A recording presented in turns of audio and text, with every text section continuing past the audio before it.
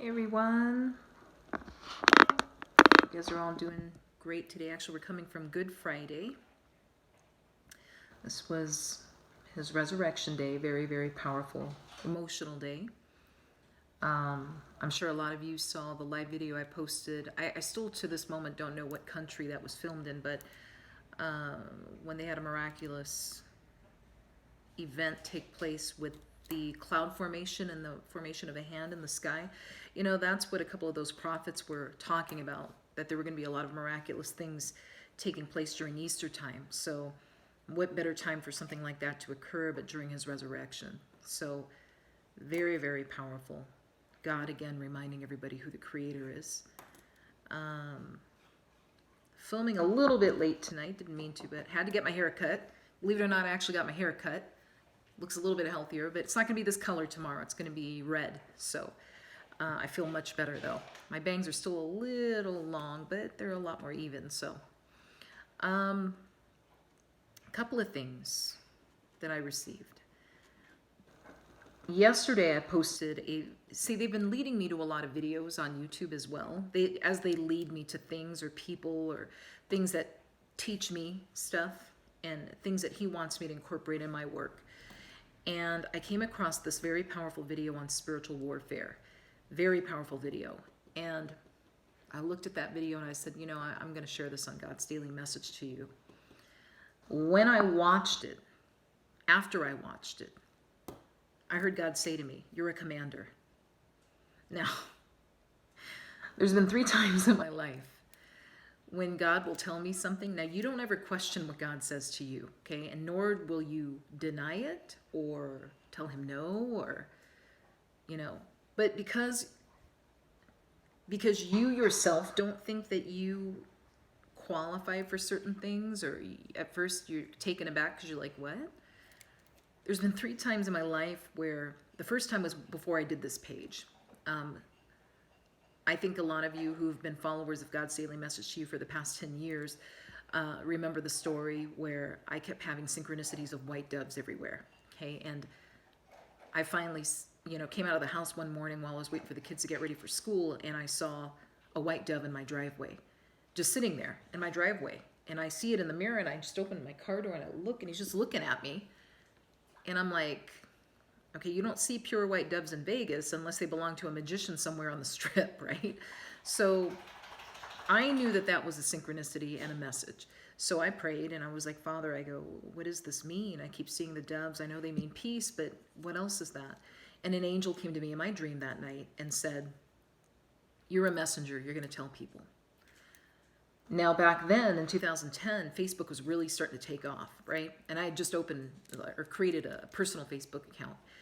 And I said, well, what's the fastest, least expensive way that you want me to get messages out? Because I don't know what you want me to say or what you want me to do.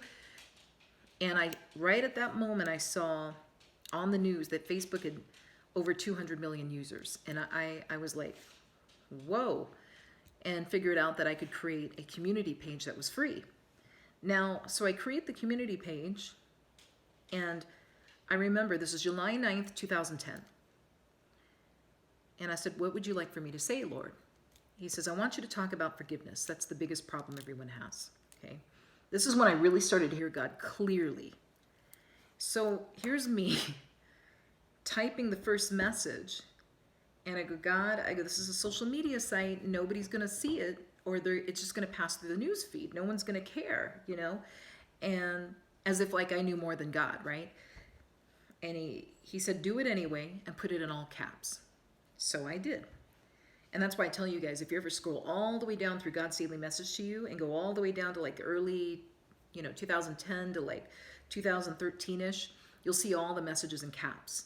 And that's because God told me to do it that way. And he said, because that's how it grabbed people's attention. Otherwise it would have passed through like advertisement or something, right? So I do the first message, which is about forgiveness, thinking no one's going to read it. And I come home from work and there's 6 likes on it and a comment. So I'm like, oh, people are actually seeing it in the newsfeed. And it went from 6 likes to 100 likes to over 15,000 people globally. Okay. And then he had me do it in different languages. So Which reminds me, I've got to update those pages. I feel really bad. If those of you have me on the Spanish page, I do apologize. German, Italian, French. Yeah, I do need to update those. So my apologies. But the point of the matter is this: God knows more than you or any of us. He's the creator. So you don't ever question when God comes to you and says, and he gives you a duty and he says, I want you to do this. And you think you don't qualify and you're just like, God, I think you have the wrong person. Because remember, I've told you guys many times, I've sat and cried and said to God, I think you have the wrong person. I think you have the wrong person, God. And he's just looking at me like, no, I'm pretty sure I have the right person. So, and remember, he said many times, go forth ahead of me. That means it's going to be there when you get there. So I watched this spiritual warfare video last night and I hear, you're a commander. And I'm like, a commander? Because remember, a couple of months ago it was, you're a preacher. And I'm like, God, I don't preach. I've never preached before. I haven't gone to ministry school, God. I haven't even read your full Bible yet. And I'm making every excuse in the book for him. And he says, go forth ahead of me. It'll be ready for you. That's when he wanted me to start preaching to the homeless in the parks. I get to the park, there's 6 people and a few of them already knew my name. I'm like, how did you know my name? You know, like, but I had these people that I could preach to. So I'm watching this video. He says, you're a commander. And I'm like, what? And now I know what he means. I mean, think about this, okay? I grew up in a very military background. When I speak to you guys, it's in a very authoritative voice, right? Why? Because that's how it comes through to me when I'm giving you the message. And I told you there's no sugarcoating in heaven, okay? And then after I watched the video, I posted on God's Daily Message to you, and I start thinking about this, and I'm thinking about it all day today. And I realized something. And I think I've told you this in past videos. The one where I was wearing a pink shirt, and I was telling you guys, it was like a short video, and I said, no fear, faith only. Remember that? And I was just like, no fear, faith only. And that was because it was spreading so quickly, this virus, because of the fear. And I realized something. And I told you guys in that video, it was spiritual boot camp. Nobody's ever done this before. We have had pastors teach about spiritual warfare. We have had pastors teach and specialize in divine healing. See, God will have different people teach different things. He will appoint you to do a certain job. And then some people will specialize in certain things. They will have knowledge and ability, like fivefold ministry, right? They'll have knowledge and ability in other areas, but there will be a thing they specialize in, right? And so mine has always been teaching and healing. And the pastor I follow, his is healing, divine. He's also a teacher. He's a fantastic teacher as well, and a preacher. And do pastors and ministers and everybody talk about spiritual warfare? Yes. And that video was created, I'm sure, by a minister or a pastor. But there's never been that I've ever seen, a spiritual boot camp where we actually get people trained on spiritual warfare so that they're using it and practicing it every single day. We need to. We're in a war. It only makes sense, right? God's got his army in heaven, but he needs his army here on earth. We're trying to end this war. It's a tug of war, right? Heaven is reclaiming earth. Heaven on earth anyway, right? And if we want this virus to stop, we've got to be prepared with spiritual warfare. We've got to fight. It can't just be one of us. It can't just be the angels fighting. It can't just be the archangels. It can't be. We've got to fight this spiritual war also. We're his soldiers. Believers are his soldiers, right? And it hit me like a ton of bricks after I watched the video. I was like, wait a minute. I've got to train people.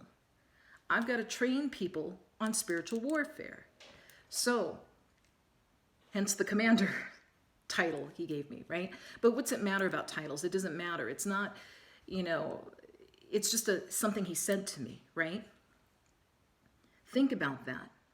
Who's his commander-in-chief in heaven? Archangel Michael, who has been working with me for so many years. And those of you that have been my clients have had experiences with Archangel Michael when I've done my readings and my sessions with you, okay? Who's been working alongside of me for the past couple of years? His commander. And it only makes sense that he would have some here appointed on earth as well. His believers, people that are in the flesh, that Jesus can use to fight this war as well. And what does the commander do? He trains an army. He trains people. And I thought about this, and it was powerful. And I was like, wait a minute. There's no spiritual boot camp for this. Nobody's done this yet. And I was like, that's what he means. So that's coming, guys. Now, I just wanted to give you an intro about it because my next video, I'm probably going to spend all day creating tactical maneuvers, right? You know, I like to say that word. Remember, I'm a military brat. But I'm going to compile a training module on tactics, okay? It's going to incorporate some of the stuff in that video, but also some things that I've been taught, okay? Now, is it better to train in person? Absolutely.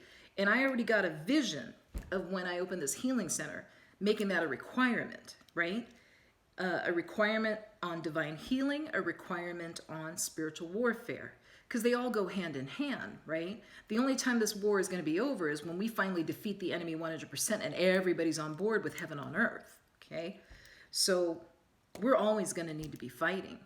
And it makes no sense for us to be in a war and fight only once one day and then not do it the rest of the days. That's like going out to Afghanistan and you're a soldier. You go out and do your part for like a day and then you go and sit back in a tent. That's not how it works. We have to fight every day. We have to do preventive measures every day. And then I realized something. I was like, you know,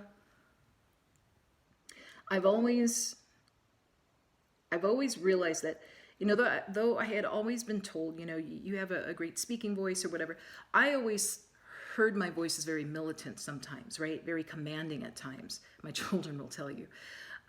And though I never meant for it to come out that way, it just is how I spoke. And the more so when I awakened even more and could hear more spiritually and I'm being told to do certain things, it comes out commanding and very authoritative, right?